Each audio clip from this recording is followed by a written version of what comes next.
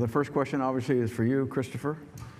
Since Mr. McGrath has just finished, I would put the question to you, which is, if God does not exist, on what basis can anyone say this action is right or this action is wrong? So whoever asked that only just came into the room, right? I mean, I can't believe that I didn't say what I thought about it. But I won't repeat it, because actually what Dr. McGrath just said I thought was unusually good on this point. You'll recall what he said on the Dostoevskian matter. If God exists, we have to do what he says. If he doesn't, we can do what we like. Now, just apply this for a second in practice and in theory. Is it not said of God's chosen people, and is it not said to them by God in the Pentateuch that they can do exactly as they like to other people?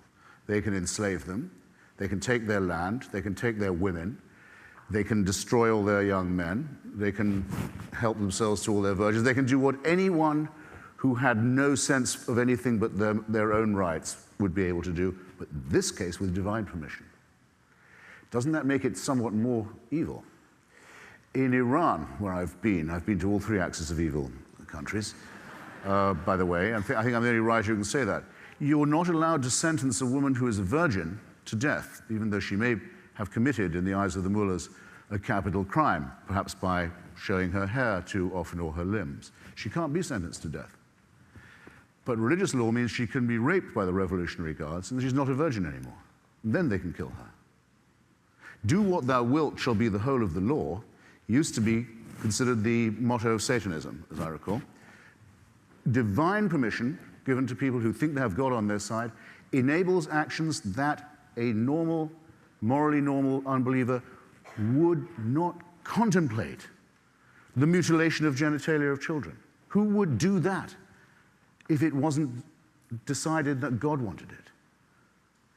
Just as when the poet in England gets the Poet Laureateship, they start to write drivel instead of poetry for some reason. It's the king's scrofula the other way around. Morally normal and intelligent people find themselves saying fatuously wicked things when this subject comes up. The suicide bombing community is entirely faith-based. The genital mutilation community is entirely faith-based. Slavery is mandated by the Bible. You keep hearing how many abolitionists were Christians. Well, it was about time that they took a stand against it, having mandated it for so long. So it's not even a tautology, I think, to say that there's a relationship between the human impulse to do evil, to be selfish, to be self-centered, to be greedy, and a contrast between that and faith, because given only faith, mountains can be moved, and millions of people who would never normally acquiesce in evil are brought to it straight away and with ease, and with self-righteousness. There, that's my answer to that. And the questioner did not answer my challenge. Name an ethical statement made or action performed by a believer in the name of faith that couldn't have been by an infidel, and name, if you can, this is easier, a wicked action that could only be mandated by faith, and then you'll see how silly your question was, whoever you were.